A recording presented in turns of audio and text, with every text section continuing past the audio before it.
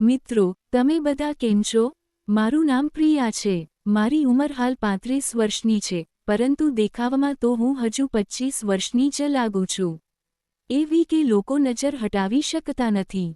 મારી આંખો મોટી મોટી છે, હોઠ થોડા ગુલાબી અને ભરાવદાર, કમર પાતળી છે, હિપ્સ થોડા પહોળા અને ઉપરનો ભાગ એવો કે જ્યારે હું સાડી પહેરું ત્યારે લોકો કહે છે, વાહ, શું વાત છે! ઘણા છોકરા મને મેળવવા માટે કોઈ પણ હદ સુધી જઈ શકે.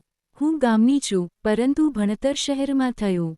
મારી લગ્નને હવે 10 વર્ષ થઈ ગયા છે. મારા પતિનું નામ રાહુલ છે. તે શહેરમાં નોકરી કરે છે.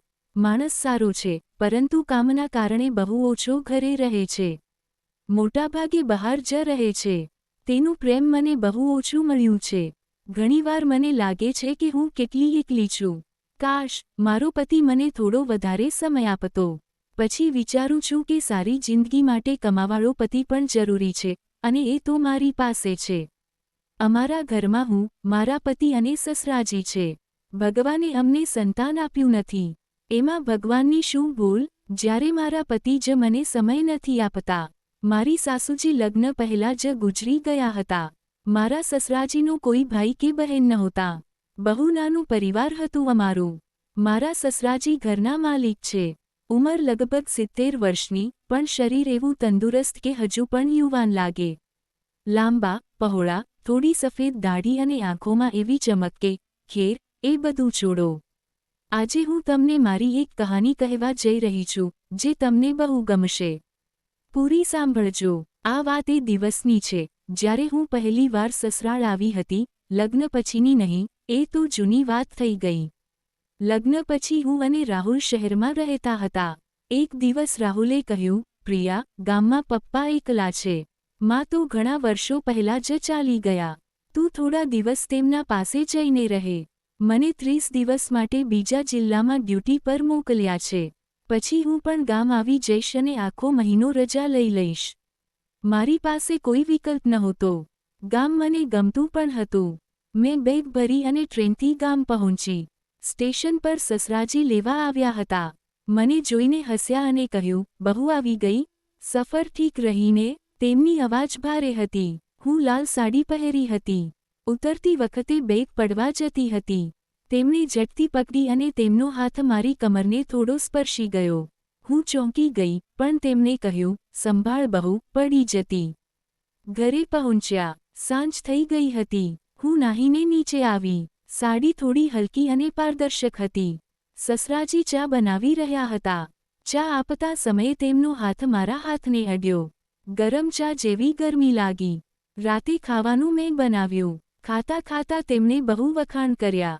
બહુ, તારા હાથમાં જાદુ છે. પછી બોલ્યા, થાકી ગઈ હશે, સૂઈ જા. જો ઊંઘ ન આવે તો નીચે આવી જજે. આગલા દિવસે સવારમાં સસરાજી યોગા કરતા હતા, શર્ટ વગર, ફક્ત લુંગીમાં. તેમનું શરીર મજબૂત હતું. તેમણે કહ્યું, બહુ, તું પણ કર. તેઓ મને આસન શીખવતા રહ્યા. દિવસો પસાર થતા ગયા. તેઓ વારંવાર મારી નજીક રહેતા. ક્યારેક પાણી આપતા, ક્યારેક મદદ કરતા. એક દિવસ ખેતરમાં લઈ ગયા. પવનમાં મારી સાડી ઉડી રહી હતી. તેમણે કહ્યું, સંભાળ બહુ. એક દિવસ પગ દબાવવા લાગ્યા. હાથ ગરમ હતા. બોલ્યા, રાહુલ બહુ નસીબદાર છે. પછી કહ્યું, મને દીકરી નથી, એટલે તને દીકરી જેવો પ્રેમ આપું છું. ધીરે ધીરે બધું અજીબ લાગવા લાગ્યું. અને પછી આવી એ રાત, જે મારી જિંદગીની સૌથી ડરાવની રાત હતી. હું ઉપરના રૂમમાં સૂતી હતી. અચાનક લાગ્યું કે કોઈ છે. આંખ ખોલી તો સસરાજી બિસ્તર પાસે ઊભા હતા. તેમની આંખોમાં અજીબ પાગલપણું હતું. તેમણે કહ્યું, આ ઘરના એક રાજ છે. મારી પત્ની કોઈ બીજાને પ્રેમ કરતી હતી. મેં તેને અહીં જ મારી નાખી. અચાનક રૂમમાં ઠંડી હવા ફરી. ખૂણે એક સફેદ સાડીમાં છાયા દેખાઈ, મારી સાસુ. તેણે કહ્યું, એણે મને મારી નાખી. હવે તું આગળ છે. હું ભાગવા લાગી, પણ બધું અંધારું થઈ ગયું.